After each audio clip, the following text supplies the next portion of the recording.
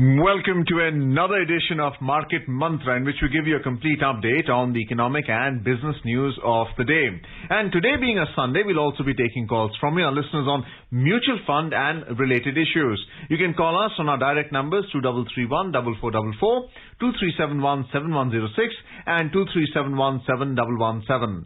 Our direct numbers once again are 2331-4444, 2371-7106 and 2371-7117. And please dial 011 as the STD code before these numbers. I'm Arjun Chaudhary and with me is my co-anchor in Hindi, Manoj Pathak. नमस्कार। Market मंत्र के ताजा अंक में आपका स्वागत है। आज रविवार है, तो रविवार के दिन कारोबारी खबरों पर चर्चा के साथ हम आपको आमंत्रित करते हैं अपने कार्यक्रम में सम्मिलित होने के लिए। आज आप विशेष रूप से हमसे पूछ सकते हैं म्यूचुअल फंड से संबंधित कोई भी सवाल। हमसे जानकारी लेने के लिए डायल आप कर सकते हैं 2331-4444, 2371-7106 या फिर 2371-7117। हमारे साथ खबरों पर चर्चा और आपके सवालों का जवाब देने के लिए आमंत्रित हैं म्यूचुअल फंड्स के देश के जाने माने विशेषज्ञ धीरेन्द्र कुमार। धीरेन्द्र जी, कार्यक्रम में आपका स्वागत है। धन्यवाद आपका। आइए आरंभ करते हैं अंग्रेजी में हेडलाइन से, जिसे लेकर मौजूद हैं अर्जुन चौधरी।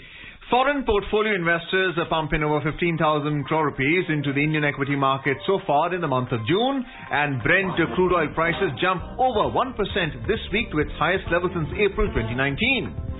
FPIs ने इस वर्ष जून महीने में इक्विटी मार्केट में 15,000 करोड़ रुपए से अधिक का निवेश किया और अंतर्राष्ट्रीय बाजार में ब्रेंट कच्चे तेल की कीमत अप्रैल 2019 के बाद अपने उच्चतम स्तर पर पहुंची।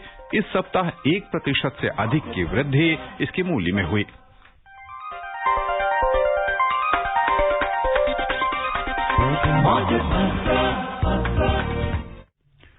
विदेशी निवेशकों ने भारतीय बाजार में इस वर्ष जून महीने में अब तक 13,500 करोड़ रुपए से अधिक का निवेश किया है।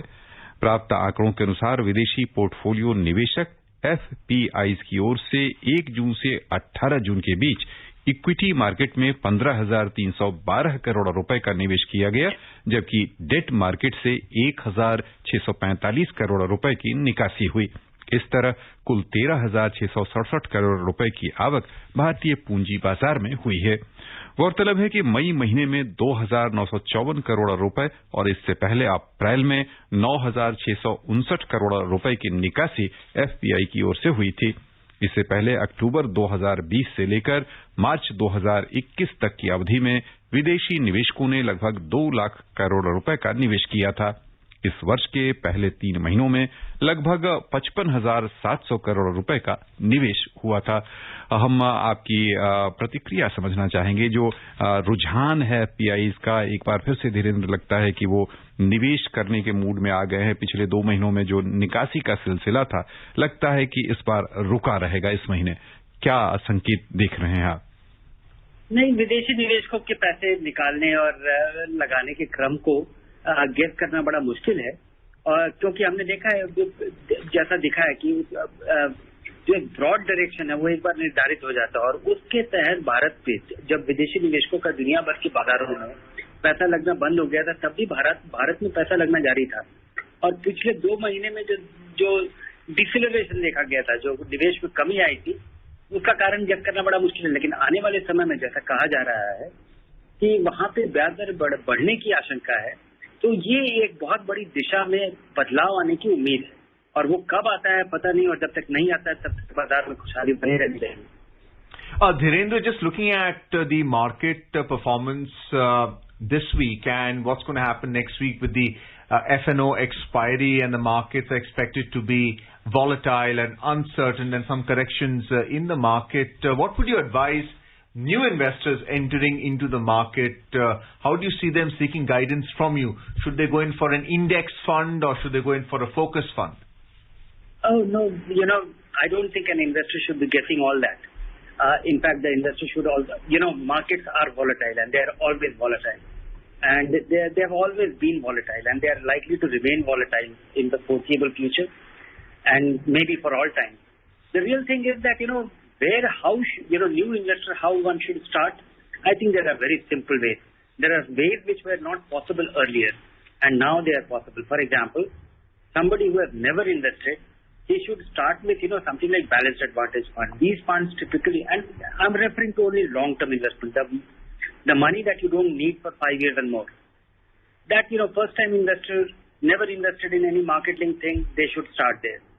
If somebody has little experience or thinks that he's brave enough and he won't really bother to look at the investment value, maybe one should start with a hybrid aggressive fund. These funds are 75% equity, 25% debt, and they don't scare you when the market crumbles.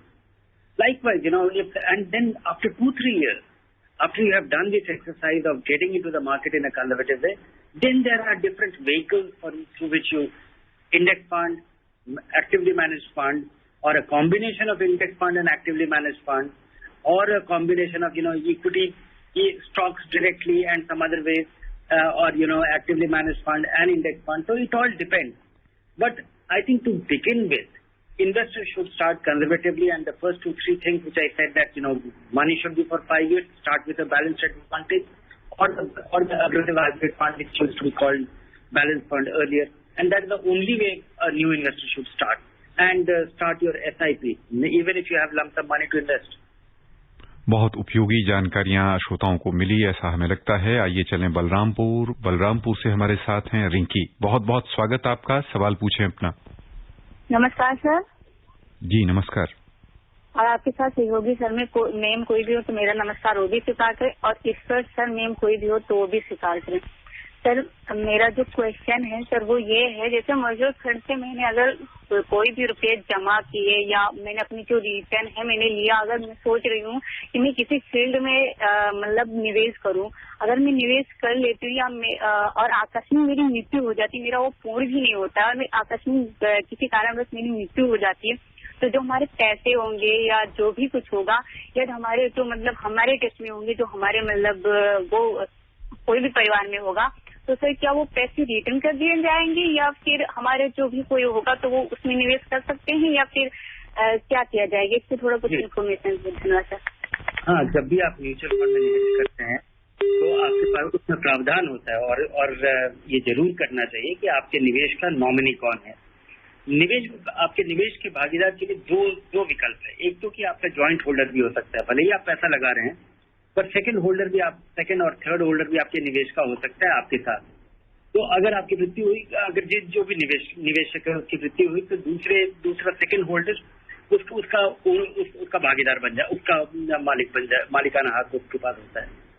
दूसरा, आप अगर ये नहीं करते हैं, अगर आप independently single एक इंडिविजुअल के तौर पे आप निवेश कर रहे हैं, तो आप जिसको भी नॉमिनी आप निवेश करते समय आप निर्धारित करते हैं, वो नॉमिनी इसका हकदार होता है। अगर आपके 2 बच्चे हैं और दोनों के लिए या 3 बच्चे हैं तो आप उनके लिए प्रतिशत दे सकते हैं कि आपका जो पैसा इकट्ठा हो रहा है उसका एक को 35% जाएगा, दूसरे को 35% जाएगा, तीसरे को 30% जाएगा, या 2 बच्चे हैं तो 50% जाएगा, या किस अनुपात में किसको क्या मिलेगा ये आप निर्धारित कर सकते हैं। और उसका बहुत आसान प्रावधान होता है कि वो व्यक्ति कौन है, उसकी आप आइडेंटिटी शुरू और उनकी KYC और इसकी जरूरत नहीं पड़ती है। हाँ, अगर उनको कभी उसकी जरूरत पड़ी तब उनको साबित करना पड़ेगा कि ये वही है जिसकी जानकारी आप निवेश करने के पहले, नॉमिनेट करने के पहले आप ये देंगे। तो म्यूचुअल फंड में सक्सेशन बहुत ही आसान है और ये नॉमिनी जरूर देना चाहिए जब भी आप निवेश करें। Our next caller is Ashish from Delhi. Ashish, a warm welcome to you on the program. Please ask your question to the expert.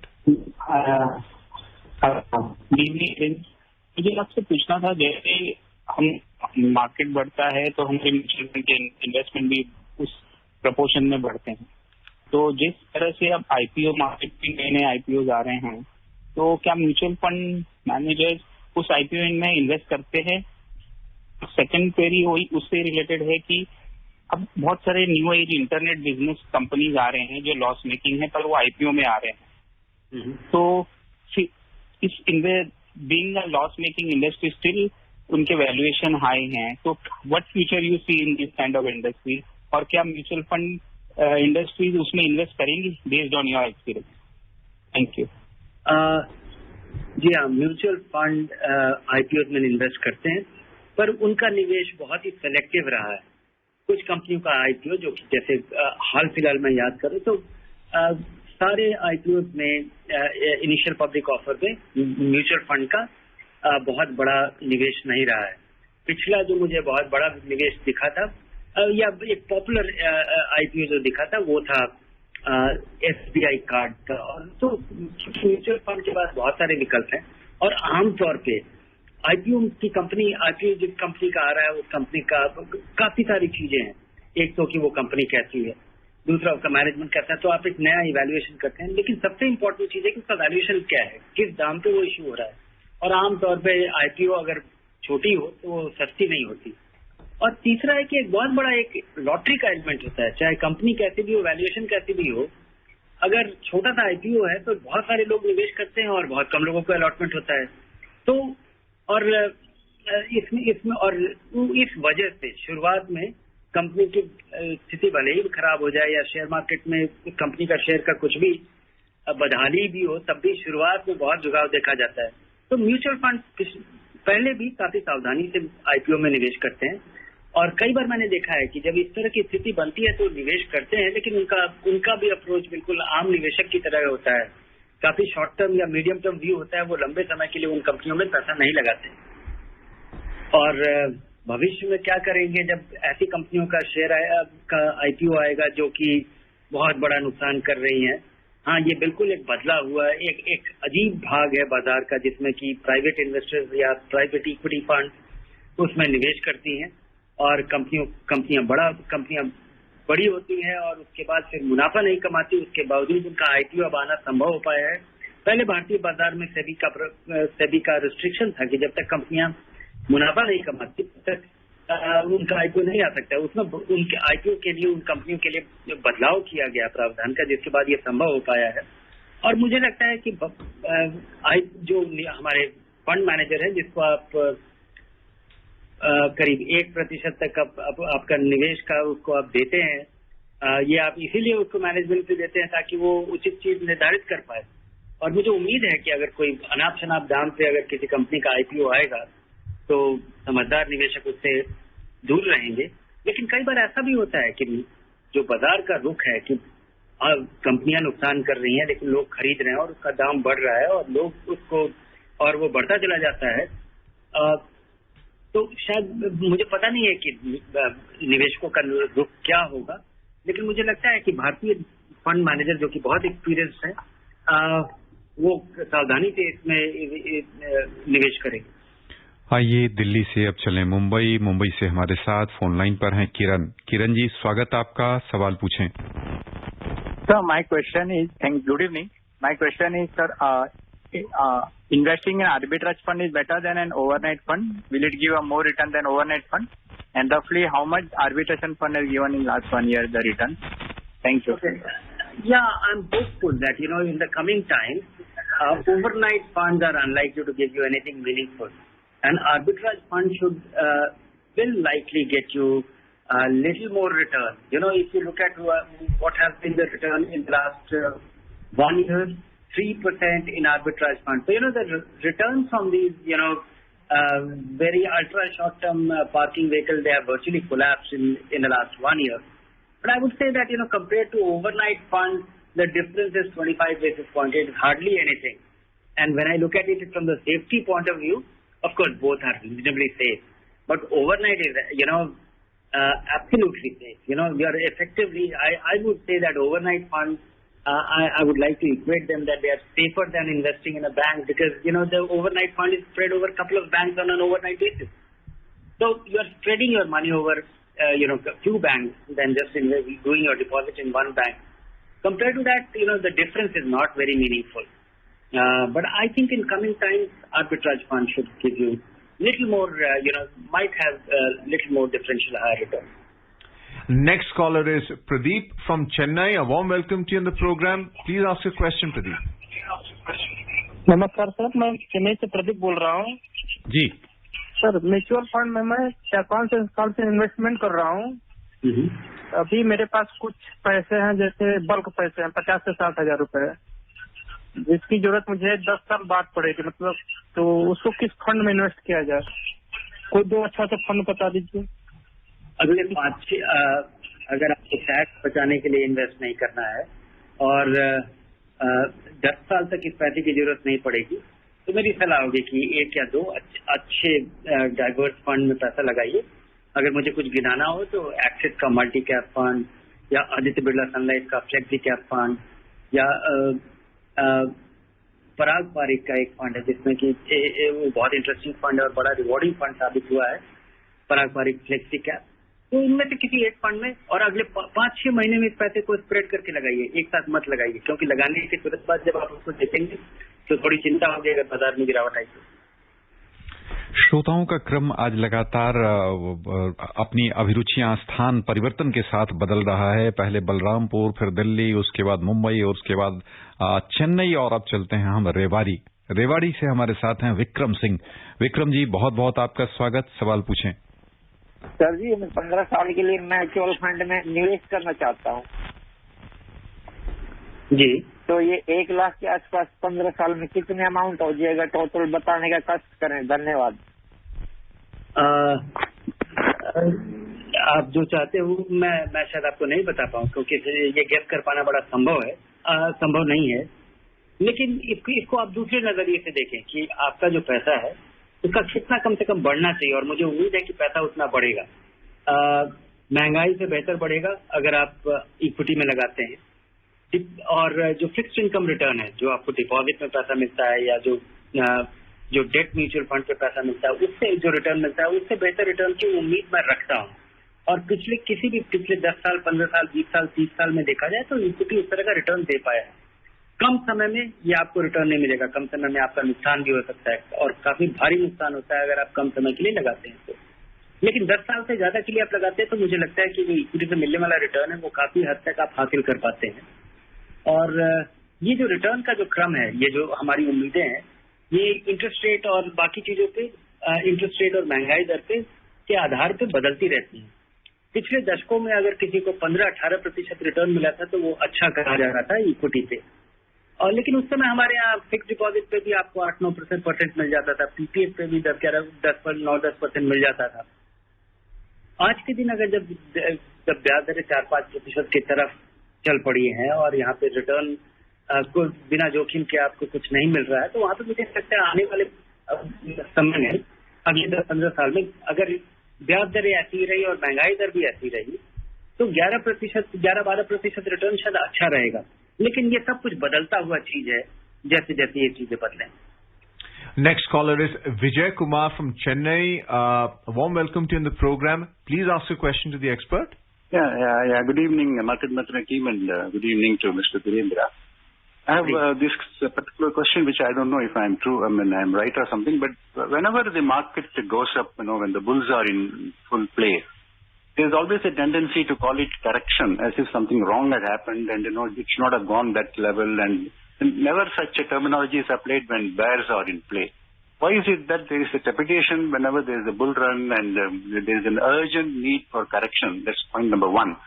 And secondly, I have observed over the last so many months that our Nifty and Sensex are directly some correlation between KOSPI, South Korean index, and the Singapore index. I see it, whenever they are ahead away. They are ahead by a few hours. So whenever they are in the red, our market definitely goes to the red, at least 15 or 20 working days, 20 market days in a month. I don't know if anybody had observed it, but I have observed it over a very long period. Will you please answer these two questions, Mr. Dhirendra? Sure. One is that I agree with you. The market is dominantly made up of optimist people. I've studied English from all my childhood and in college as well. And, people have actually changed the definition of, the dictionary definition of volatility. When market, start going down, people also call it volatile. And if, volatile, to my understanding, is something which goes up and down. People just try to make it, polite sounding thing. Likewise, as if the nature of or the character of the market is to go up, and if it goes down, then people say that, as if it was a, steep correction. I think these are market jargons. Ignore these things. It's not volatile. It's a nature of the market that it goes up and down. It is nature of the market that it can't be predicted in the short run. And as far as, what you are saying, that there is a correlation between KOSPI and Nifty and Sensex on a in 20 out of 30 trading sessions, there could be all kind of uncorrelated, completely unconnected correlation between things. For example, temperature in Delhi and the direction of the market kind of thing, or when it rains. So, there is something being, I'm unable to recall the term used in the statistical parlance for such a phenomenon. But, don't try to decode too much meaning out of those things. आइए चलें जयपुर से हमारे साथ हैं जितेंद्र जी, स्वागत आपका, सवाल पूछिए। हाँ सर, नमस्कार। मेरा सवाल है कि हम कैसे डिसाइड करें कि लार्ज कैप, मिड कैप और स्मॉल कैप फंड है, और अगर हमको फोकस फंड लेना है तो हम कैसे डिसाइड करें कि हम एक्सिस बैंक के फोकस फंड में जाए या पराग के फोकस फंड में जाए? एक तो कि जब आप फ्लेक्सी कैप फंड में पैसा लगा रहे हैं तो आप ये सब मत कीजिए, large cap, mid cap, small cap, क्योंकि जब आप large cap, mid cap, small cap का निर्धारण करते हैं या चुनाव करते हैं तो आपको ये भी निर्धारित करना पड़ेगा कि कब कितना कौन सा फंड बढ़ जाएगा, तब आप वहां से पैसा निकालेंगे और दूसरे फंड में लगाएंगे। उसका कारण ये है कि बाजार का अलग अलग पार्ट अलग अलग तरीके के साइकिल पे चलता है। आपने देखा होगा कि पिछले 1-2 साल में लार्ज कैप्स चल रहे थे, हमारा इंडेक्स भी बढ़ रहा था और दूसरे फंड्स नहीं बढ़ रहे थे। पिछले कुछ दिनों में स्मॉल कैप्स और मिड कैप्स में रफ्तार आई है और वो लार्ज कैप उस रफ्तार से नहीं चल रहा है, लेकिन उसके बावजूद भी ऐसा नहीं है कि वहां पे चीजें डावाडोल हुई हैं। लेकिन अगर पिछले 1 साल में वो दिखता है कि स्मॉल कैप फंड का एवरेज वृद्धि बढ़ोतरी करीब 100% है, मिड कैप फंड 75% बढ़े हैं और लार्ज कैप फंड 55% बढ़े हैं पिछले 1 साल में, जो कि खासा अच्छा रिटर्न है। लेकिन इसको गेस करना मुश्किल था क्योंकि पिछले साल लगाया हुआ पैसे की स्थिति ये है, उसके पहले वाले साल में लार्ज कैप की स्थिति काफी बेहतर थी। तो ये गेस करना बड़ा मुश्किल है और जब चीज बढ़ जाता है या घट जाता है उसके बाद कदम लेने से कोई फायदा नहीं है। तो आप ये निर्धारित कीजिए कि या तो, और दूसरा तरीका है कि आप अच्छे मिड कैप, अच्छे लार्ज कैप में 70% पैसा लगाइए, अच्छे मिड कैप में 20% लगाइए और स्मॉल कैप में 10% लगाइए। और क्योंकि बाजार का भी जो स्प्रेड है वो कुछ ऐसा ही है, तो लेकिन ये करना बड़ा मुश्किल है। और ये जब हर साल आपको रीबैलेंस करना पड़ेगा। जो आपका 70% है वो घट करके अगर कभी 60% हो जाए, जो स्मॉल कैप का 10% है वो बढ़ करके 20% हो जाएगा, जैसा कि इस साल हुआ होगा क्योंकि स्मॉल कैप फंड 100% बढ़ी है। तो वैसी स्थिति में आपको रीबैलेंस करना आपकी जिम्मेवारी है और वो करना बड़ा मुश्किल है, आपको तैनात रहना पड़ेगा। तो आप फ्लेक्सी कैप फंड में पैसा लगाते हैं तो आप एक अच्छे फंड मैनेजर को ये पैसा अपना दे रहे हैं। और आपका जो दूसरा प्रश्न है कि अच्छे फोकस फंड का कैसे निर्धारित करें, सबसे पहले तो आप ये अनफोकस्ड, ज्यादा डाइवर्स फ्लेक्सी कैप फंड में पैसा लगाएं। उसके बाद भी आपको पैसा लगाना हो तो वो एक अग्रेसिव स्ट्रैटेजी है और देखें कि उसमें अच्छे फंड कौन से हैं और उसमें से 1-2 फंड का चुनाव करके उसमें आपका कम पैसा लगा होना चाहिए। फोकस फंड आपको ज्यादा उतार चढ़ाव के साथ वो रिटर्न देंगे। Next caller is mister Ratnakar from Mumbai. A warm welcome to you sir, please ask your question. Hello, good evening sir. मेरा सवाल है कि मंथली डिविडेंड पे आउट के लिए कौन सा म्यूचुअल फंड अच्छा है, और दूसरा है कि समझो 3 साल में मेरा इन्वेस्टमेंट का रिटर्न म्यूचुअल फंड में एवरेज 15% हो रहा है, तो मैं उसमें रिडीम करेगा तो रिडम्पशन के बाद कितना उसमें इनकम टैक्स कट होता है क्या? मनोज जी, इनका पहला प्रश्न जरा मेरे लिए एक बार दोहरा दें। मुझे लगता है इन्होंने कहा था मंथली इनकम के लिए उचित फंड कौन सा है? सर, डिविडेंड के बाद asking about dividend yield fund I think. अच्छा,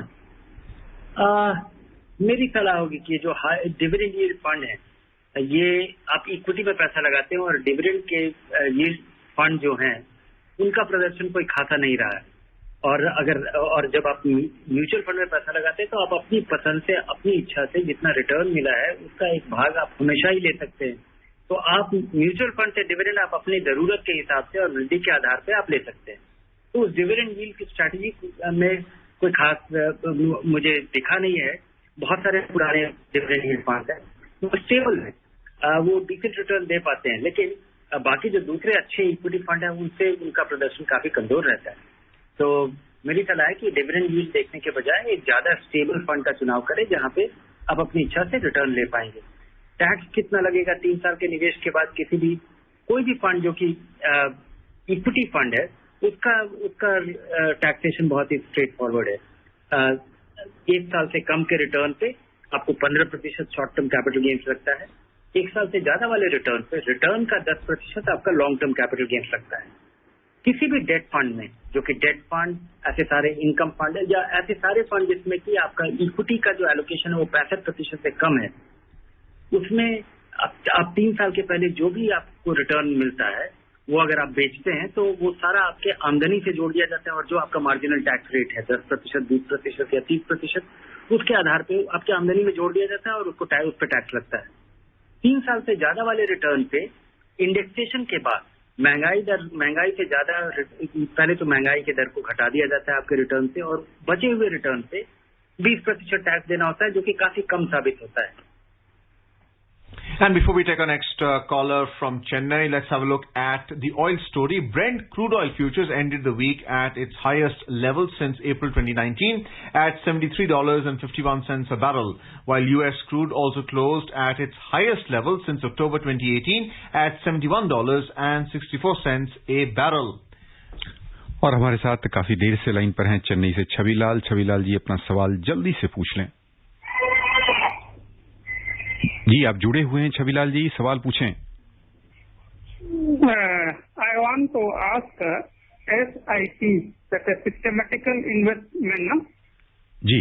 So how do you invest and what if you go through bank means what needs that document? Thank you. I would say that, explore to make your life easy. Explore using, if you have a smartphone, if you have a phone, if you have a modern phone, and if you have an Aadhaar card, and if you have your PAN card, that is all that it takes to start. And if you have an online bank access, you can do it without going to any bank, without going anywhere. You can start your SIP with great convenience. Otherwise, look for a mutual fund agent or a bank, your bank. But, the method I am suggesting you is very easy. You can download an app, set up your SIP, and everything will be in your control. All you have to do is choose the fund that you want.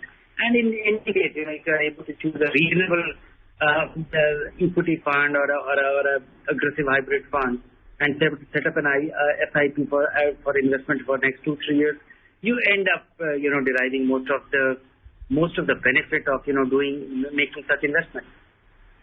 Very briefly, Dhirendra, can you tell us if the arbitrage fund also invests in derivatives? Very briefly.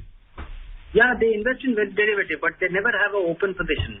Arbitrage fund typically buys a stock and sells its futures. That is all that it does, and it does this only when there is a difference in it. So it is never taking an open, position in equity. बस यहीं पर श्रोताओं की ओर से हम आपको बहुत बहुत धीरेन्द्र जी धन्यवाद देना चाहेंगे। धन्यवाद आपका। And before we close, a reminder of the headlines. Foreign investors pumping over 15,000 crore rupees into the Indian equity market so far in the month of June. And Brent crude oil prices jumped over 1% this week to its highest level since April 2019. And that's it in this edition of Market Mantra. For now, goodbye. Market Mantra. Market Mantra. Market Mantra. Market Mantra.